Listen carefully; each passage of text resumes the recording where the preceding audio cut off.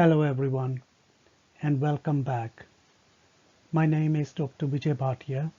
I work in the mental health and today I'm going to talk about sleep terrors, night terrors.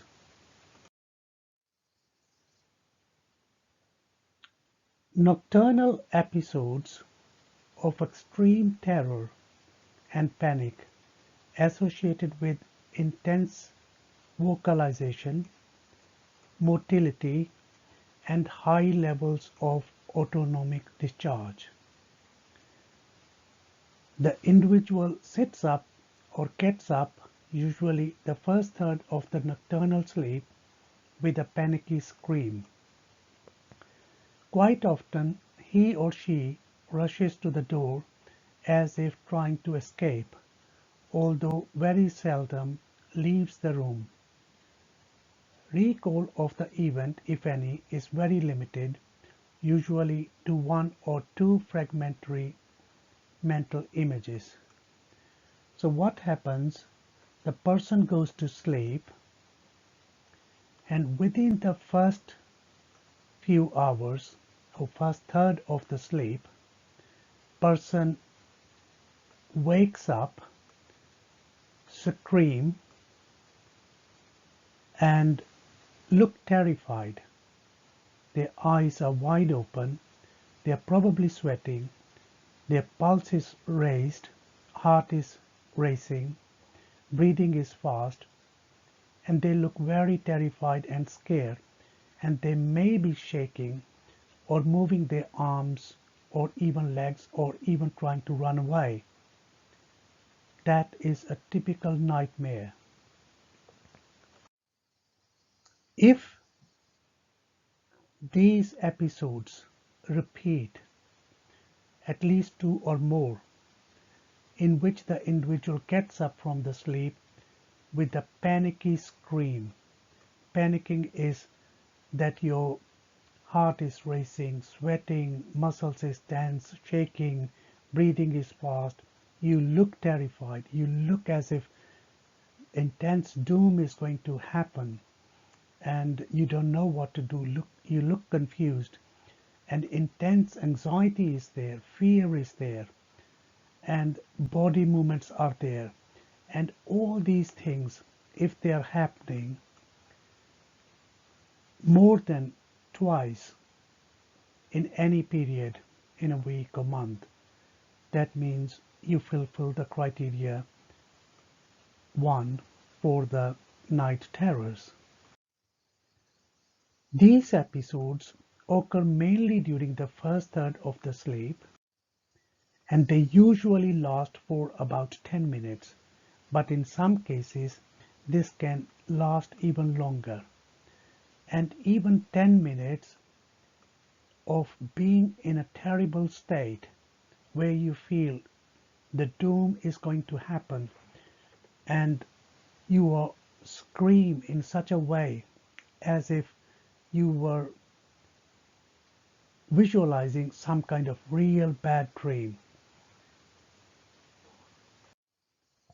If others are nearby, they normally come running and they try to comfort the individual during the episode, and there is lack of response followed by disorientation and perseverative movements.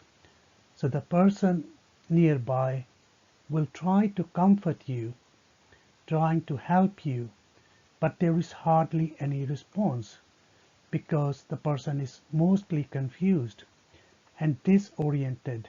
That means they don't know where they are, what time of the night it is, what is happening, what is surrounding them. The awareness is not there, and they continue to show the movements, either shaking or twitching or even sometimes moving in the room, and that is preserved for a little while during that episode. The individual has limited recall for the event, so either after the event or episode maybe later on, if you ask them what happened, why were you screaming, and they would not even recall anything, not even the scream itself, as if they were still in the deep sleep, so they won't remember anything. And the same thing happens even if they wake up next day and you ask them what happened last night.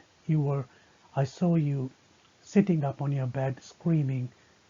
It lasted for about 10 minutes and you were literally sweating and your eyes were wide open and pulse was quite high and you were shaking, but they would not recall any of the incident.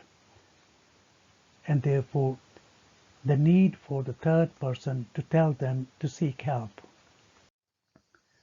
There is no known causative organic factor. So when we say this, that means things like acute infections or acute pains in headache or something, or such as neurological disorder, something like epilepsy, something like Parkinsonism or other diseases, or other medical conditions like acute heart attack or something, or psychoactive substance use, psychoactive substances like ecstasy, LSD, amphetamines, cocaine, and even alcohol, or any other medication. Some of these medications we give for, let's say, for high blood pressure or other medications, and that may have contributed towards the night terror. It can run in families. It normally begins in the childhood and usually ends there, but occasionally it persists into the adult life. That is the time when it becomes more dangerous as well. A few hours after going to sleep, while in stage 3 to 4 non-REM sleep, this is a deep sleep. Stage 3 and 4 of the non-REM sleep is a quite deep sleep. Person sits up and appears terrified. They may scream, and normally they do scream, and appear confused. And there is obviously marked increase in the heart rate and the respiration rate. And then few minutes later, the child slowly settles down and returns to normal calm sleep. There is little or no dream recall. So how can we help? A regular bedtime routine and improved sleep hygiene have been shown to be helpful. When we say sleep hygiene, meaning making sure that you go to sleep on time, there aren't any stimulants before going to sleep, like tea, coffee, fizzy drinks, alcohol, and your room is nice and warm enough, around 18 degrees Celsius, and the curtains are drawn and your bed is comfortable and it's not noisy, and you have some kind of warm shower so that you are clean and feel comfortable, and then you lie down and go to sleep. And in the morning when you wake up, you have a routine for waking up every day. Go to the bathroom, wash your face and teeth, and do some warm-up exercise before you get ready for work or to do anything.